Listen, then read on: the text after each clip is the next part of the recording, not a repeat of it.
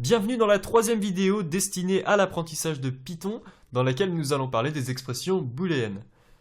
Les expressions booléennes ont été inventées par un mathématicien anglais qui s'appelle George Boole, et il faut savoir qu'elles sont énormément employées dans les langages de programmation de nos jours. Donc, afin de vous présenter les expressions booléennes, nous allons déclarer quelques variables. Nous allons déclarer la variable âge, qui va être égale à 18. Nous allons déclarer la variable permis, qui va être égale soit à vrai, soit à faux. Souvenez-vous, c'est une variable qui peut contenir que ces deux informations, c'est-à-dire, on parlera donc de variables booléennes, ça tombe bien, on est en plein dans le sujet. Donc soit vrai, soit faux, donc là on va dire que le permis, il est à true. Et on va ensuite déclarer une nouvelle variable, qui va être voiture, et qui va être définie à false, par exemple. D'accord ? Donc là, dans notre logique, dans la construction de notre programme, on traduit ça par quelqu'un qui a l'âge, qui a la majorité, qui a le permis, mais qui n'a pas de voiture, d'accord ? Et maintenant, on va déclarer une troisième variable, qui va s'appeler conduire, et qui va être égale à une expression booléenne. On va donc se servir des variables qu'on a déclarées au-dessus pour pouvoir, contenir dans la variable conduire, est-ce que, oui ou non, on a le droit de conduire, d'accord ? Donc le résultat de cette expression va être soit la valeur vraie, soit la valeur fausse. D'accord ? L'expression qu'on va faire, c'est tout simplement est-ce que l'âge est supérieur ou égal à 18 ans ? Donc ça veut dire que si on a au minimum 18 ans, on est en droit de conduire. D'accord ? Je vais mettre tout cela entre parenthèses. Et qu'on a le permis. D'accord ? Donc là, ça veut dire et qu'on a le permis. D'accord ? L'opérateur ici qu'on a ajouté, c'est l'opérateur AND. Et qu'on a une voiture. Si toutes ces conditions, c'est-à-dire âge supérieur ou égal à 18, on a le permis et on a une voiture, à ce moment-là, conduire sera égal à la valeur true. D'accord ? Donc ce que je vais faire, c'est que je vais afficher dans un print le résultat de conduire et je vais revenir un petit peu plus sur les détails de l'expression qu'on a définie en haut. Donc là, si j'affiche un print et que je fais un run, vous voyez que c'est faux. Pourquoi c'est faux ? Parce qu'on n'a pas de voiture, d'accord ? Et l'opérateur AND, ici, nécessite que les termes qui sont de part et d'autre de celui-ci soient tous les deux true pour renvoyer true. C'est-à-dire que si, par exemple, autour de cet opérateur AND, on a un des deux termes qui est faux, qui renvoie faux, par exemple la voiture est faux, eh bien, la condition n'est pas validée et renverra false. D'accord ? Donc, si permis est à true et que voiture est à true, l'opérateur ici renverra true. D'accord ? Donc si je passe voiture à true et que je fais un run, vous allez voir, ça me renvoie true. Pourquoi ? Parce que âge est bien supérieur ou égal à 18 et que permis est égal à true et que voiture est égal à true. Et vous voyez, finalement, c'est très lisible. C'est est-ce que je suis majeur et que j'ai le permis et que j'ai une voiture. D'accord ? Et le résultat de cette expression, de ces différents tests, vont être placés dans la variable conduire. Et le résultat de ces différents tests sera une valeur booléenne, c'est-à-dire soit vrai, soit faux. Donc là, on a vu l'opérateur AND. On va encore donner un autre exemple avec l'opérateur AND, qui est tout simple. On va prendre, par exemple, le cas encore de l'âge, et on va déclarer une nouvelle variable qui va s'appeler boîte de nuit, qui va être égale à justement est-ce que l'âge est supérieur ou égal à 18, et on va déclarer une autre variable juste au-dessus qui va être argent est égal à par exemple 20. Donc là on aurait une variable de type entier, souvenez-vous on a un nombre entier ici qui est placé dans la variable. Donc la personne en l'occurrence aurait 20 € sur elle. Et pour savoir si elle a le droit de rentrer en boîte de nuit, il faut que l'âge soit supérieur ou égal à 18 et qu'il ait de l'argent.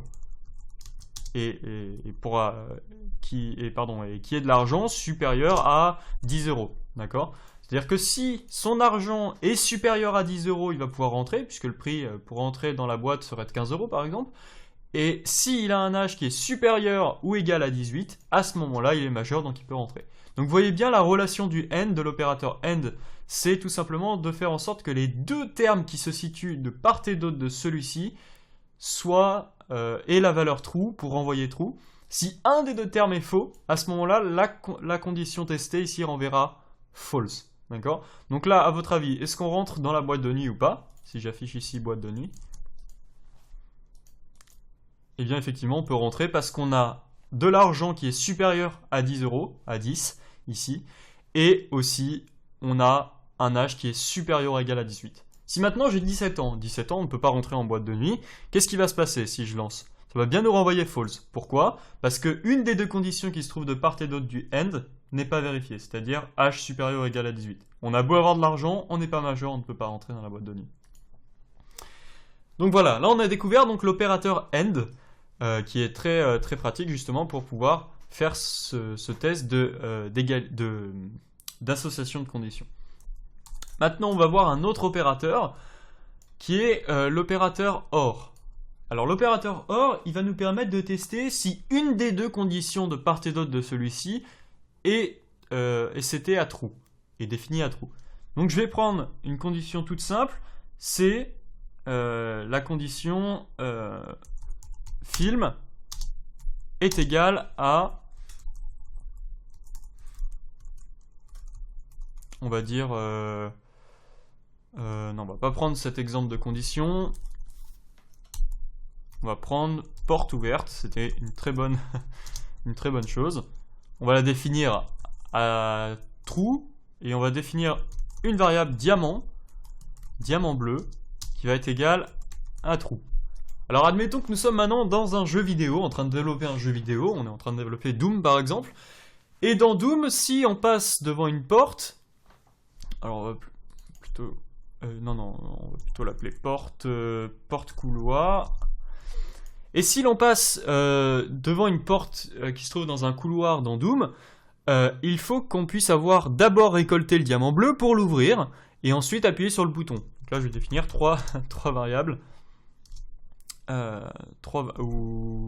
Pardon, je vais définir une troisième variable qui va s'appeler diamant rouge en fait, qui va être égale à false.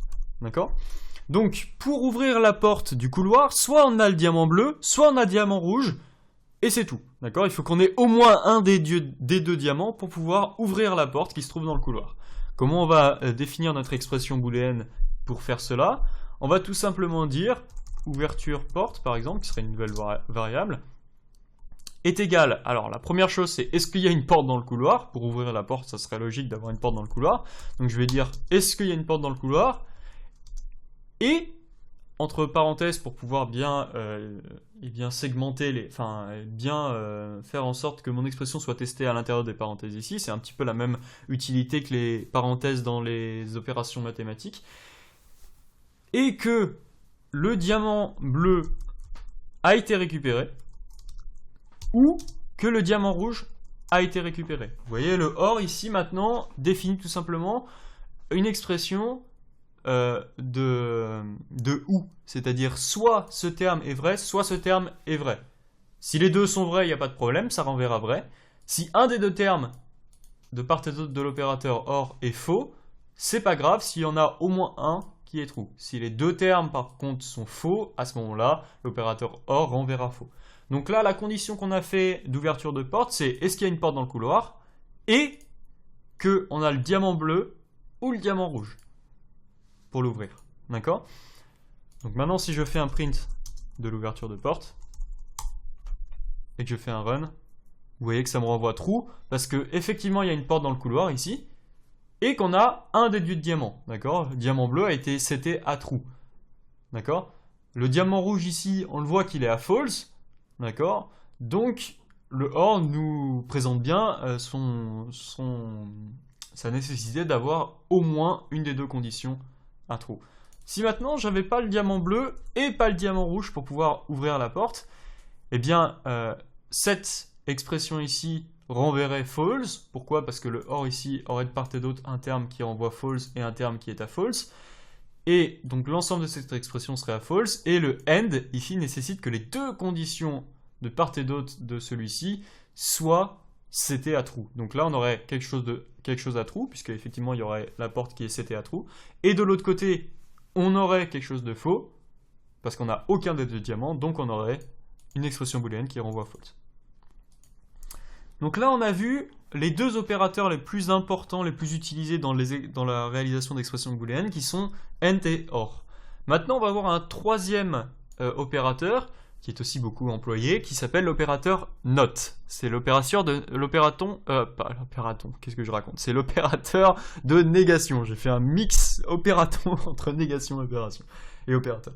Donc l'opérateur de négation va tout simplement renverser une condition. Donc là, par exemple, si je garde juste porte couloir, si je fais ouverture de porte contient note porte couloir, note porte couloir, ça va tout simplement prendre l'inverse de porte couloir, de l'expression booléenne qui se trouve ici. D'accord? Donc c'est-à-dire que là, si porte couloir c'était à true, si je prends note porte couloir, ça va me donner l'inverse de porte couloir, c'est-à-dire false. Donc là, si je lance mon exemple, vous voyez que ça me renvoie bien false. Maintenant, si porte couloir avait été seté à false, pardon, et que je fais note porte couloir, ça va me donner l'inverse de l'expression booléenne ici, c'est-à-dire true. Et bien sûr, c'est valable avec des expressions beaucoup plus complexes. Si je prends ici une autre variable qui s'appellerait diamant bleu, que je le set à true. Si maintenant je prends l'expression booléenne suivante, diamant bleu, si je prends l'inverse de cette expression booléenne ici, qui va me renvoyer true, pourquoi? Parce qu'on a au moins un des deux termes qui est à true, effectivement on a le diamant bleu ici qui est seté à true. Si je prends l'inverse, ça va me renvoyer false. Pourquoi? Parce que cette condition booléenne me renvoie bien true. Si je prends l'inverse de true, ça me renvoie bien false. Maintenant, si le diamant bleu avait aussi été seté à false, les deux termes ici sont faux, donc ça me renvoie faux, cette expression booléenne. Si je récupère l'inverse de ceci, ça me renvoie bien true. D'accord, l'inverse de faux, c'est true. Donc voilà l'opérateur NOT. On a vu aussi tout à l'heure avec le test sur âge, un des opérateurs de test de condition, c'est-à-dire supérieur ou égal. On peut voir qu'il en existe 3 autres.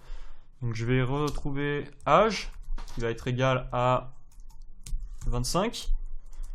Et je vais tout simplement écrire mon expression booléenne directement dans le print. Je peux le faire ainsi. Donc, est-ce que âge est supérieur ou égal à 10? Si je fais un test, vous voyez que ça me renvoie bien true. Pourquoi? Parce que âge est bien supérieur ou égal à 10 ans. Maintenant, si je mets 26, âge n'est pas supérieur ou égal à 26. Donc là, si je lance, ça me renvoie bien false. On peut aussi tester inférieur ou égal à 26. D'accord? Là, c'est le cas. Effectivement, 25 est inférieur ou égal à 26. Si j'avais mis 26 ici, ça serait aussi bon, parce que c'est inférieur ou égal, et dans ce cas-là, c'est égal à 26. On aurait pu tester inférieur tout simplement. Inférieur à 26, c'est pas le cas. H vaut 26, mais il n'est pas inférieur à 26, donc ça me renvoie bien false. On aurait pu tester aussi supérieur à 26. Là, vous voyez que ce n'est pas supérieur à 26. Par contre, si je mets 27 ici, c'est bien supérieur à 27. Donc ça me renverrait true. Et on peut tester aussi l'égalité. Alors pour tester l'égalité dans une expression booléenne, on utilise deux égales. Alors attention, c'est vraiment très très important, c'est souvent le piège des débutants ici, c'est de ne pas oublier les deux égales. Un seul égal signifie que l'on va affecter une valeur, attention à bien vous souvenir de cela. On va affecter par exemple dans ce cas-là 27 comme étant la valeur de la variable âge, alors que ici on fait un test d'égalité. Est-ce que âge est égal à 26? Si là je fais un test, vous voyez que ça me renvoie false, alors que si j'avais mis ici 26 et que je fais un run, vous voyez que ça me renvoie bien true, parce que âge est bien égal à 26. Donc voilà, là on aura vu un nombre important d'opérateurs pour faire des tests de conditions, et donc créer vos propres expressions booléennes. Vous allez voir que les expressions booléennes, on s'en sert dans plein de cas de figure pour tester différentes choses dans le programme. Par exemple, est-ce que l'utilisateur a appuyé sur la touche O du clavier? Si c'est le cas, à ce moment-là, on va déplacer le personnage en avant. Par exemple, est-ce que j'ai touché la tête de l'ennemi? Si oui, à ce moment-là, monter mon score de 1. On va pouvoir faire vraiment des tas de choses. Par exemple, tant que ma vie est supérieure à 0, je suis dans le jeu et affiché bravo, vous avez gagné. Enfin, bravo, vous êtes dans le jeu. etc., etc. Vous allez vraiment voir que les expressions booléennes sont pour moi, sont pour Python, pardon, le cœur névralgique de tout programme.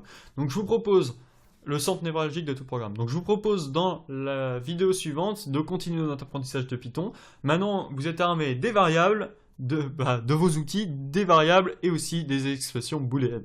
J'espère que cette vidéo vous aura plu et je vous dis à bientôt dans la suite.